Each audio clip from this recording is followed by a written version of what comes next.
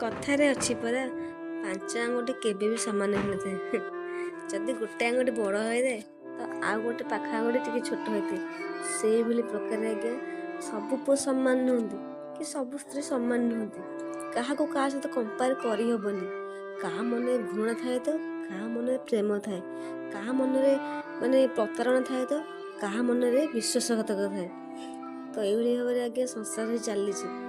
ଆମେ କାହାକୁ ଦୋଷ ଦଉନୁ, କିନ୍ତୁ ଯେଉଁଟା ଘଟିଯାଇଛି ସେଇ କଥା ହିଁ ପ୍ରଚାର କରୁଛୁ। ଯାହା ବି ଘଟିଗଲା ଏଠି ଆମର ଯେଉଁ ହ୍ୟୁମାନ ସାଗରଙ୍କ ବିଷୟରେ ଯାହା ବି ଘଟିଗଲା ତାଙ୍କ ଲାଇଫରେ, ସେଇଟାକୁ ତ ଆମେ ଏତେ ଶୀଘ୍ର ଆକ୍ସେପ୍ଟ କରିପାରୁନୁ। ତଥାପି ଯାହା ହେଲେ ବି ଆମକୁ ଆକ୍ସେପ୍ଟ କରିବାକୁ ପଡ଼ିବ। ଏତେ ଶୀଘ୍ର ସେ ଚାଲିଯିବେ, ଏତେ ବଡ଼ ଗାୟକ, ଏତେ ବଡ଼ ସିଙ୍ଗର, ସେ ଏତେ ଶୀଘ୍ର ଚାଲିଗଲେ ଆମେ ବିଶ୍ୱାସ କରିପାରୁନୁ। କାହାକୁ କହିବା, କାହାକୁ ଦୋଷ ଦେବା?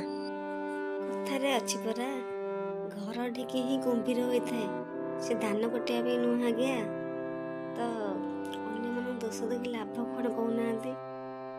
ଯଦି ନିଜ ଲୋକମାନେ ତମର ସଦାବେଳେ ବାଟରେ ଆମର ବିରୋଧ ହେଇକି ରହିଲେ, ଅନ୍ୟମାନଙ୍କୁ ଆମେ କାହିଁକି ଦୋଷ ଦେବା?